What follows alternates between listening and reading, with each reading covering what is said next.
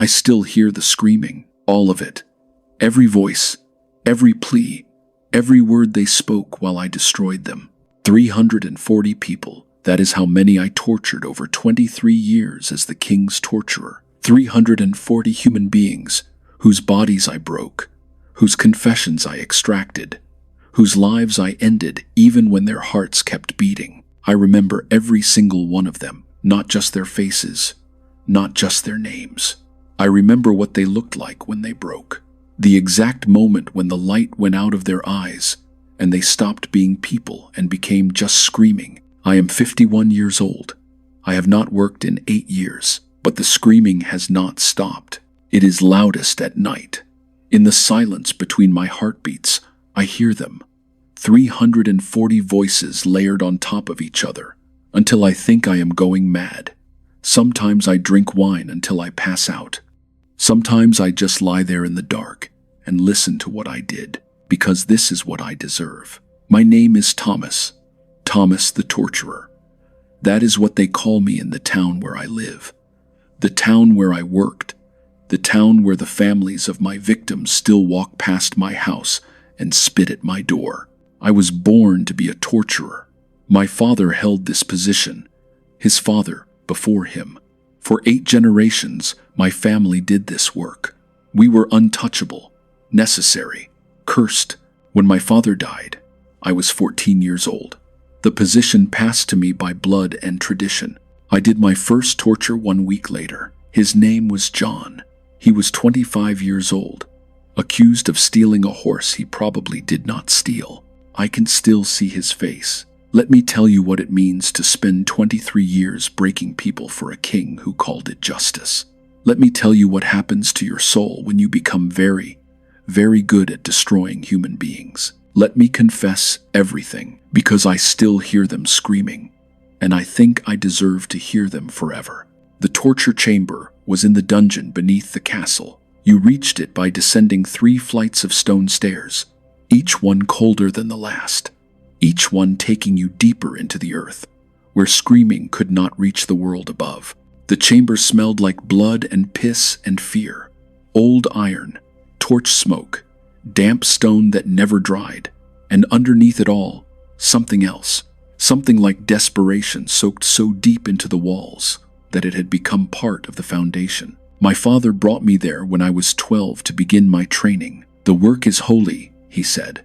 His voice echoed off the stone. You extract the truth.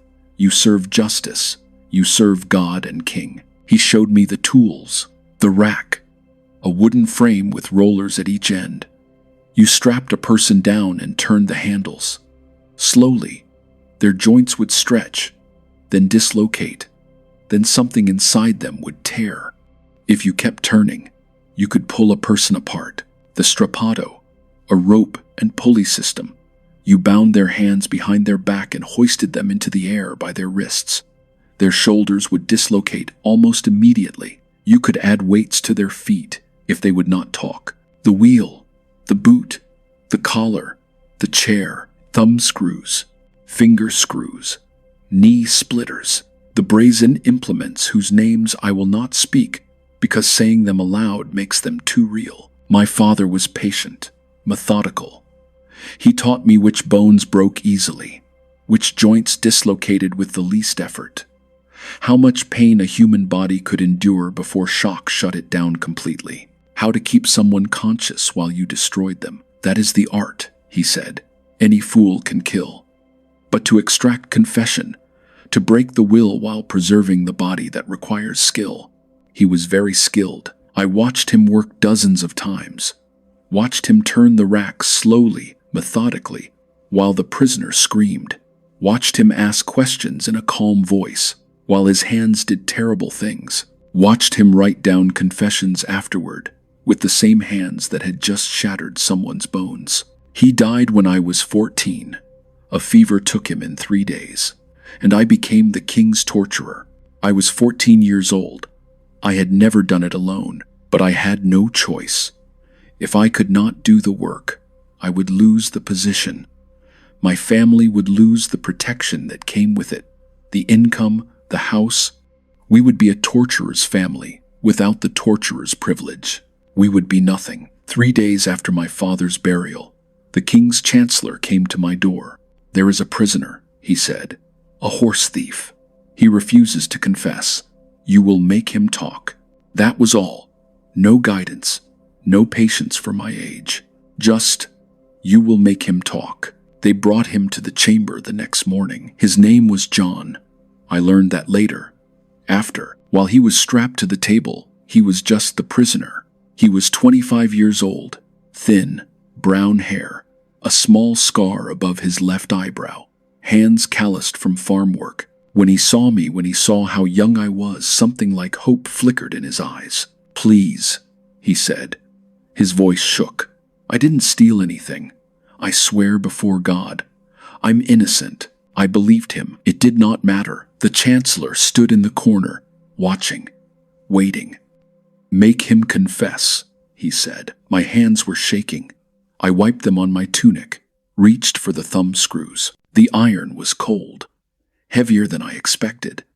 The grooves were worn smooth from my father's hands, from his father's hands, from 8 generations of my family using these same tools. I fitted the screw over John's right thumb. "Please," he said again. "I have a wife, a daughter. Please." I turned the screw, 1/4 rotation. The iron pressed against his thumb. His breath caught. Another quarter turn. The nail bed went white as blood flow cut off. Another turn. I felt resistance, the small bones in his thumb beginning to compress. His breathing got faster. "Please, please don't. Please." I turned it again. The sound the bones made was not loud, not dramatic. Just a small crack, like snapping a dry twig, almost gentle. But John screamed. The sound filled the stone chamber, bounced off the walls, came back louder. I had heard screaming before, when I watched my father work. But doing it yourself is different. Causing pain, choosing to cause pain. Hearing someone scream because of something you are doing, it is different. I wanted to stop, wanted to vomit, wanted to run up those 3 flights of stairs and never come back. But the chancellor was watching, and I had a family to feed, a position to maintain, a role to fulfill. So I kept going. I applied the second thumbscrew to his left hand, turned it slowly. Crack, he screamed again. "I'll confess." His voice was broken, desperate. "I'll say anything. I confess." I looked at the chancellor. He nodded. I stopped, removed the screws. My hands were shaking so badly I nearly dropped them. "Write it down," the chancellor said. I wrote, "John of Millbrook confesses to the theft of 1 horse, property of Lord Blackwood, taken on the night of the full moon." John signed it with his broken thumbs. Weeping, they hanged him 2 days later in the town square. I watched from the crowd. It was expected. The torturer should witness the culmination of his work. He looked for me while the rope went around his neck, found me in the crowd. His eyes met mine. He did not look angry, just sad, like he pitied me. Then they dropped him, and he was gone. I went home, vomited until there was nothing left, lay on my bed, and listened to him screaming inside my head. I still hear him. 23 years later, I still hear John's voice. His was the first, but not the last. I learned quickly after that. I had to. The work continued. There were always prisoners, always people who needed to confess, always bodies that needed breaking. I learned which tools worked best, how to read a prisoner's face when they were about to break, when they were lying, when they had nothing left to give. I learned to close my ears to the screaming. You have to separate yourself from it. You have to think of them not as people but as work, as problems to be solved, as bodies containing information that must be extracted. If you think of them as people, you cannot do it. So I stopped thinking of them as people. By the time I was 17, my hands no longer shook. I did not vomit anymore. I did the work and went home and slept. I had learned to close my ears, or so I thought. I was 19 when I tortured Father Benedict. He was a priest, perhaps 60 years old, thin and frail, with white hair and gentle eyes. accused of heresy for saying that the poor should not have to pay tithes during a famine year. Everyone knew he was innocent. Everyone knew he had only spoken from compassion. But the church needed an example, someone to prove that questioning doctrine, even from kindness, was dangerous. So they brought him to me. It was early morning. Mist still clung to the ground. They led him down the 3 flights of stairs into my chamber. He looked around calmly, saw the rack, the wheel, the tools hanging on the walls. Then he looked at me. "I forgive you," he said, "for what you are about to do." I said nothing. What could I say? They chained him to the wall, the position I used for preliminary questioning, arms above his head, feet barely touching the ground. After an hour, the body's own weight begins the torture. But I could not wait an hour. The bishop was coming to witness the confession personally. I started with questions. "Do you confess to speaking heresy?" "I spoke only compassion," Father Benedict said. "If that is heresy, then yes, that is not a confession. It is the truth." I applied the thumbscrews, the same ones I had used on John, the same ones my father had used.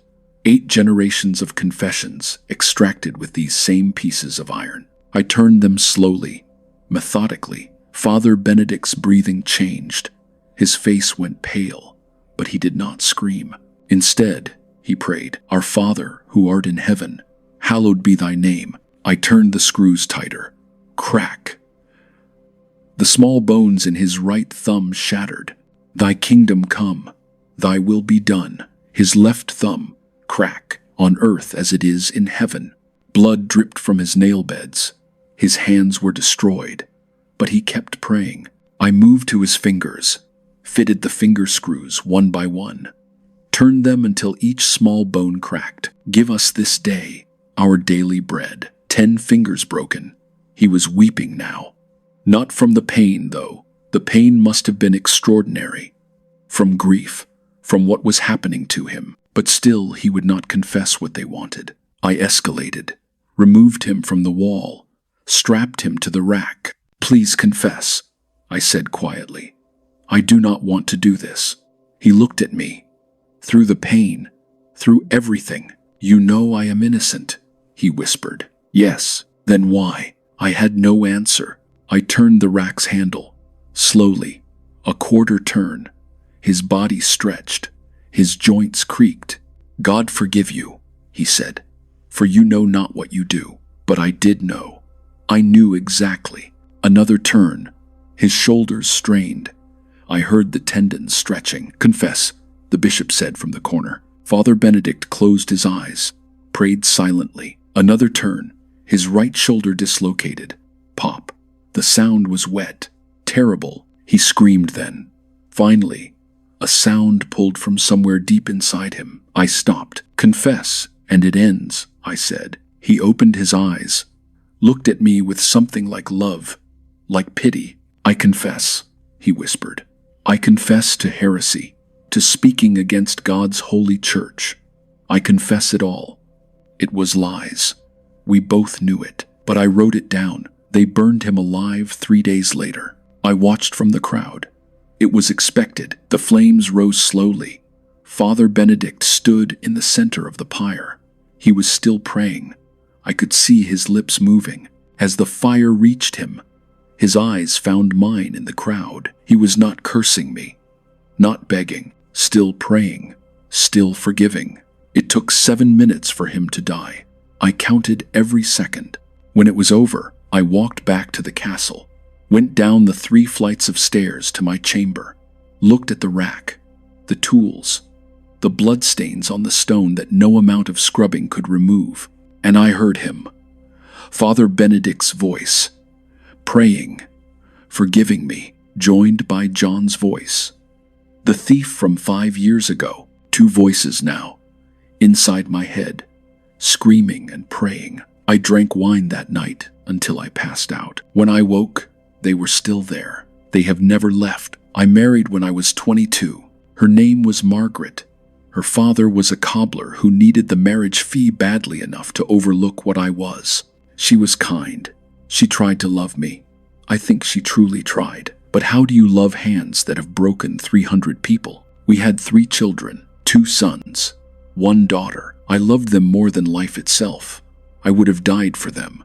I would have done anything for them, except stop being what I was. My oldest son, I will call him Thomas, for that is his name, was born when I was 23 years old. He was perfect, tiny, pink, with my wife's gentle eyes and a grip like iron when he wrapped his hand around my finger. I held him and wept, because I knew what my hands had done, what they would do again.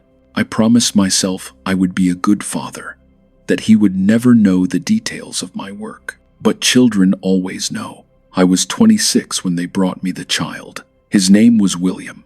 He was 11 years old, accused of stealing from the church poor box 3 silver coins to buy medicine for his sick mother. I looked at him and saw my son. In 3 years, Thomas would be 11, would have the same brown hair, the same frightened eyes. "Please," William said. "My mother is sick. I only wanted to help her." The priest who had caught him stood in the corner. "Make him confess." William was 11 years old. I fitted the thumb screws over his small fingers. They were too large. I had to adjust them. My hands were shaking again. For the first time in 7 years, my hands shook. I turned the screw. 1/4 rotation. William whimpered. "It hurts." "I know," I whispered. "I'm sorry." Another turn. Crack. His small finger bones snapped like bird bones, hollow, fragile. He screamed, a child's scream, high-pitched, terrified. "I confess," he sobbed. "I took the money. I confess." It was over in minutes. They hanged him 2 days later. His mother was there. She collapsed when the rope went tight. I went home to my family. My son Thomas was 8 years old. He was playing in the yard with wooden swords, fighting invisible enemies. I picked him up, held him tight, buried my face in his hair. "Papa, you're hurting me," he said. I put him down, went inside, drank wine until my wife led me to bed.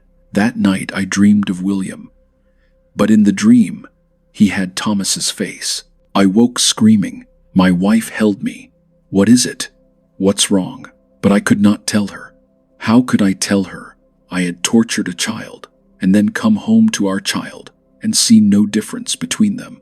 How could I tell her that I was becoming something that should not touch my own children? Thomas is 28 years old now. He will not speak to me. My daughter is 24. She moved to another town, took her husband's name, pretends I am dead. My youngest son visits sometimes, out of duty, not love. He sits across from me and makes small talk and leaves as quickly as he can. They all know what I did. They grew up knowing, and they cannot forgive me. I do not blame them. Over the next 20 years, I tortured 240 more people. I will not tell you about all of them. I cannot. If I recited every name, every face, every scream, I would be speaking for days. But I remember them. All of them. I became efficient, professional, skilled. They called me the best torturer the kingdom had seen in generations. I took pride in this. God forgive me. I took pride in being good at destroying people. I knew exactly how much pressure to apply, exactly when someone would break, exactly which tool to use for which prisoner. I could extract confession from anyone, innocent or guilty. It made no difference, because torture does not extract truth. It extracts whatever words will make the pain stop. I served a king who called it justice. I called it my job. I know now what it was. It was murder. Slow, methodical, sanctioned murder of people who had done nothing wrong. But I did not let myself know that then. I closed my ears. I did my work. I went home, and the screaming built inside my head. Layer upon layer, voice upon voice, until I thought I would go mad.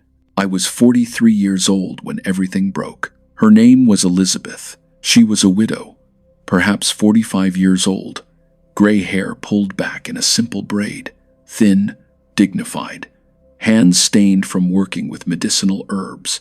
She lived on the edge of the village, alone. She helped people when they were sick, made poultices and tinctures from plants she grew in her garden. Someone wanted her land, someone with connections to the court. So they accused her of witchcraft. There was no evidence. There was never evidence. Just the accusation, but she needed to confess. They brought her to my chamber on a Monday morning in November. It was cold, frost on the ground. My breath misted in the air as I descended the 3 flights of stairs. She was already there when I arrived, chained to the wall, waiting. She looked at me with clear, steady eyes. "I have done nothing wrong," she said. "I know," I replied. It was the first time I had ever said it aloud to a prisoner. She nodded slowly. "But you will torture me anyway." "Yes." "Why?" I had no answer. Because it was my job. Because I had a family. Because this was what I was born to do. None of these reasons were good enough, but I began anyway. Day 1, I started with questioning, asking her to confess, giving her the chance to end this before it began. She refused. "I am not a witch. I will not say I am." I applied the thumb screws, both hands, slowly, methodically. She did not scream, just bit her lip until it bled and stared at me with those clear eyes.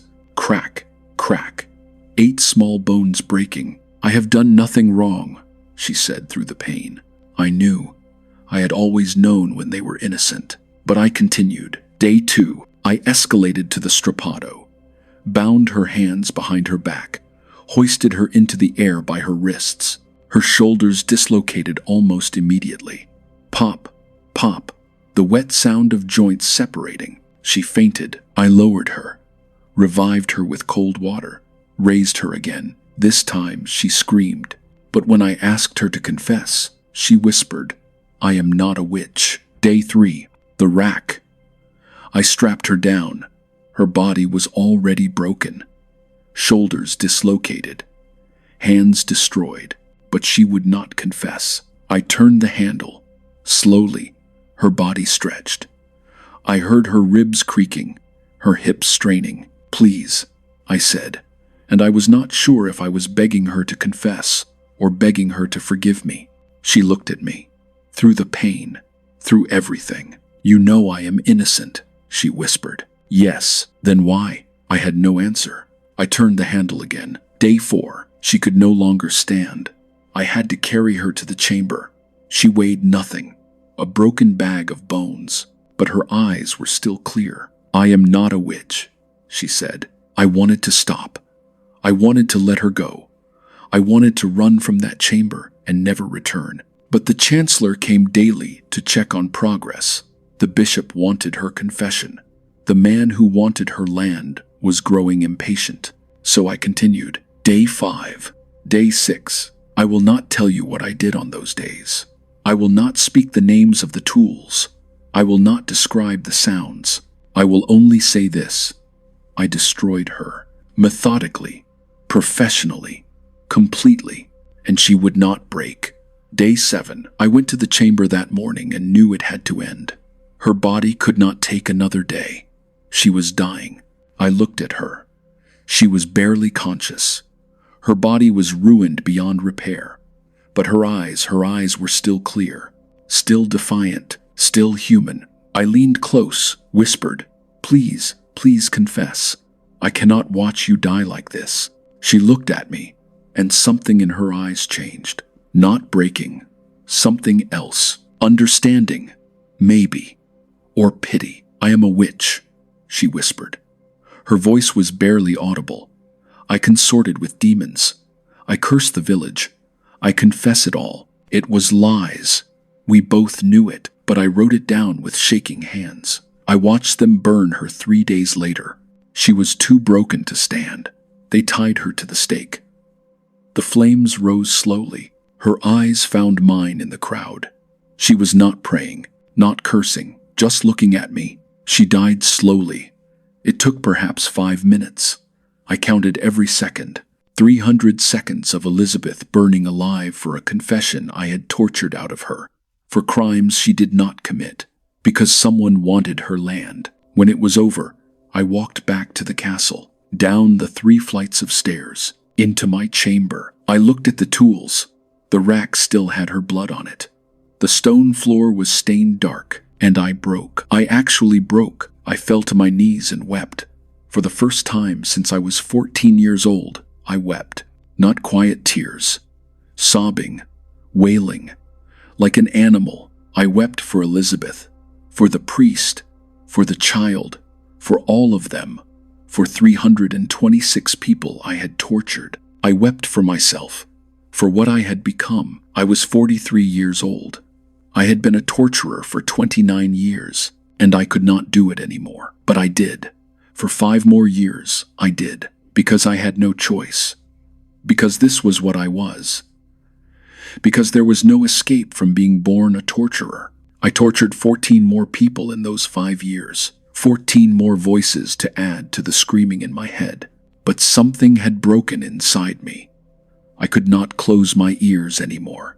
I could not separate myself. Every scream filled my head and stayed there. The screaming got louder and louder and louder.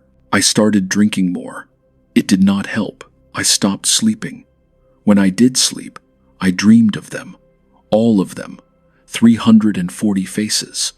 All screaming. My wife died during those years.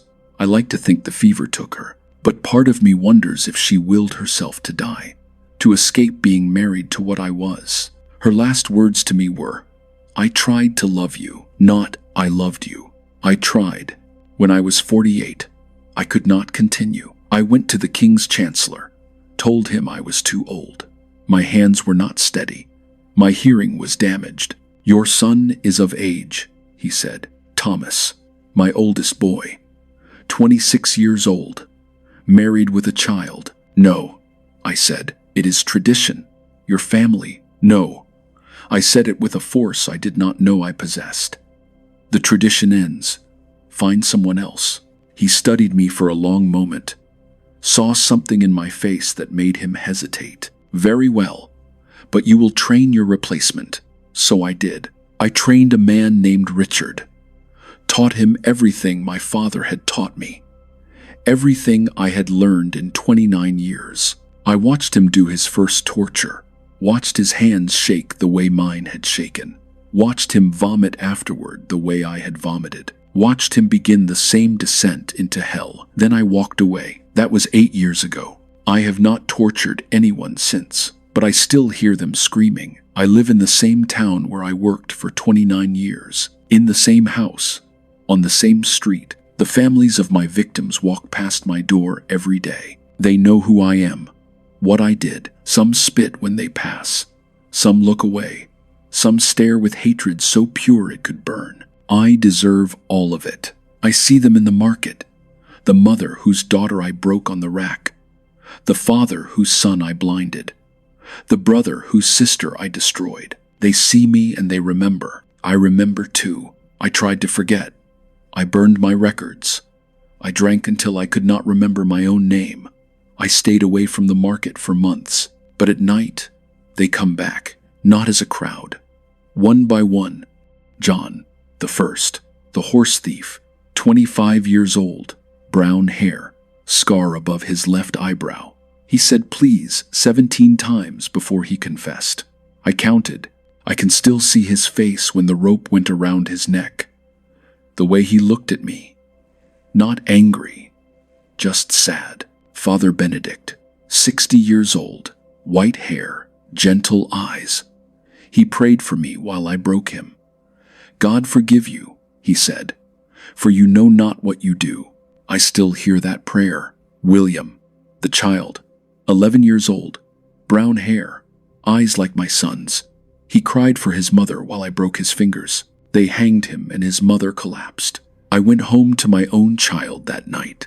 Margaret, 27 years old, pregnant, accused of adultery by a husband who wanted to remarry without losing her dowry.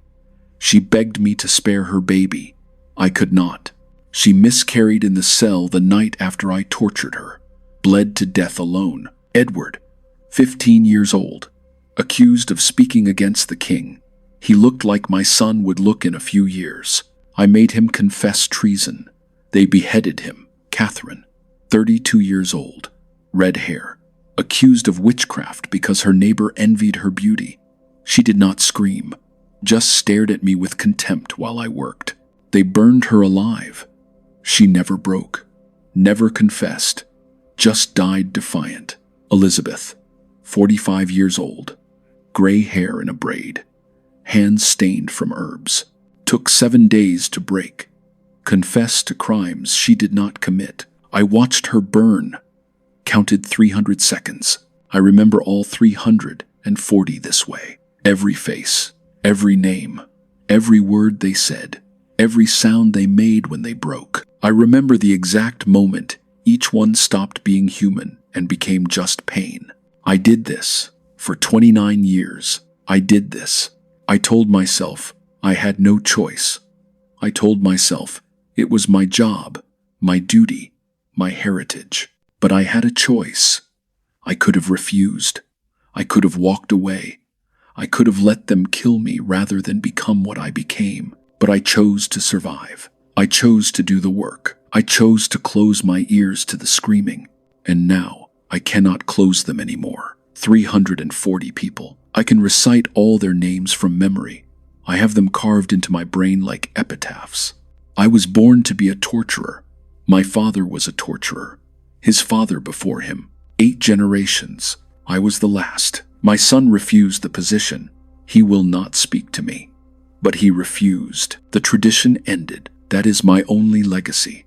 The only good thing I have ever done. I am 51 years old. I have not worked in 8 years, but I still hear the screaming. All of it. Every voice. Every plea. Every prayer. Every curse. John. Father Benedict. William. Margaret. Edward. Catherine. Elizabeth. 340 names. They come to me at night, one by one, in the silence between heartbeats. I hear them as clearly as I heard them when I was doing it. The screaming is loudest then, in the dark, in the quiet. I tried to confess to a priest once. He refused to hear me. No priest will.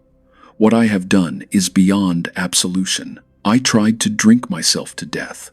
My body will not die. I tried to work, to live a normal life, to pretend I am just Thomas, just a man. But I am not just a man. I am Thomas the torturer. I broke 340 people. I extracted confessions from innocents and called it justice. I served a king who sanctioned murder and called it law. I became very good at destroying human beings, and I took pride in it. I am telling you this because someone should know. Because the screaming is so loud now, I think I am going mad. Because they deserve to be remembered. 340 people. They had names. They had families. They had lives. And I destroyed them. I still hear them screaming. Every single one. I will hear them until I die. And I think I will hear them after. This is what I deserve. This is my confession. I am Thomas the torturer. And I still hear them. I always will.